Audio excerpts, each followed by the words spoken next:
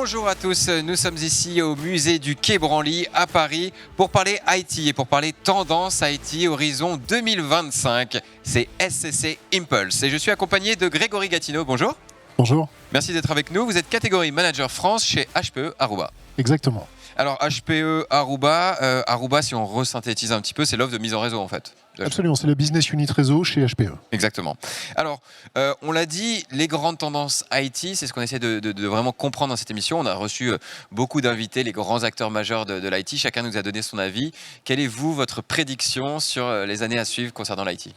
Donc, si j'ai bien compris, entre 2022 et 2025 ? Horizon 2025, voilà. Ok, horizon 2025. Horizon 2025, pour nous, une des grandes tendances, ça va être le as a service, c'est-à-dire la capacité qu'on va pouvoir proposer aux clients de consommer l'IT, l'infrastructure, avec une couche de service et surtout, en fonction de leur consommation réelle, d'être facturés au réel de ce qu'ils vont utiliser. D'accord. Donc ça, c'est une des premières tendances. La deuxième tendance, c'est l'intégration d'intelligence artificielle pour pouvoir faciliter les opérations et optimiser les infrastructures d'un même coup, puisque l'intelligence artificielle est très forte pour regarder dans 1000 directions en même temps et rapporter une information concaténée pour qu'elle puisse être utilisée par des opérateurs humains.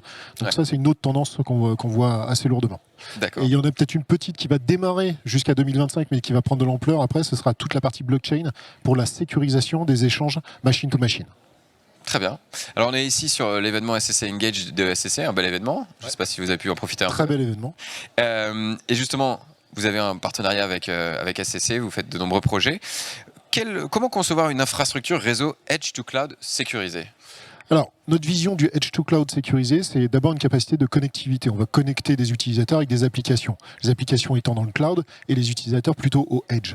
Donc, on va leur mettre une couche de connectivité banalisée. Par-dessus cette couche de connectivité, on va apporter de la sécurité. On parlait de sécurité juste avant. La sécurité est extrêmement importante au niveau des infrastructures professionnelles, ne serait-ce que par le poids de la législation autour des entreprises. Donc on va aller profiler tout ce qui va venir se connecter au réseau. On appelle ça en mode zéro trust. Je ne fais pas confiance par défaut et donc je vais aller identifier chacun des éléments qui va venir se connecter. Et quand on a fait ça, on va appliquer un rôle utilisateur qui va nous permettre de lier la configuration pour ces utilisateurs. La dernière couche qu'on voit pour une infrastructure Edge to Cloud sécurisée, c'est le management, c'est-à-dire cette console qu'on va avoir centralisée qui va nous permettre de récupérer de la visibilité sur la totalité des éléments qui vont se connecter au réseau et sur les échanges des applications pour pouvoir les optimiser et les sécuriser. Quels sont les bénéfices de la solution Aruba pour la partie cloud, vous diriez ?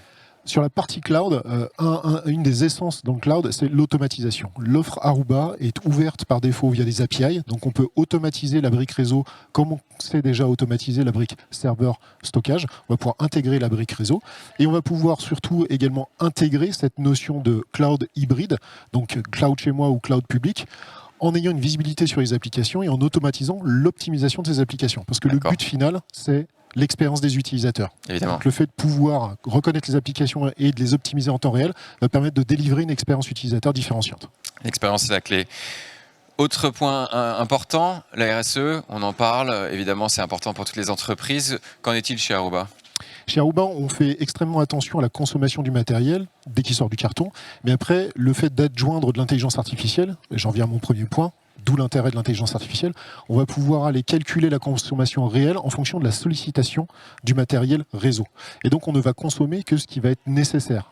Et après, on peut même pousser cette consommation en ayant une visibilité sur ce qui va se connecter au réseau, comme des lampes interactives, de la climatisation, pour pouvoir les éteindre quand les utilisateurs ne sont pas présents dans un bâtiment. Donc, rendre véritablement un bâtiment intelligent en fonction du contexte autour des utilisateurs.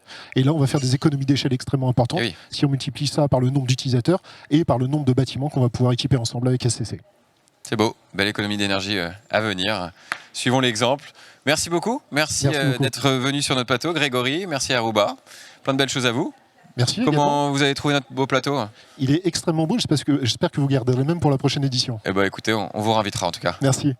Quant à nous, on se retrouve très vite pour un nouvel épisode de SCC Impulse.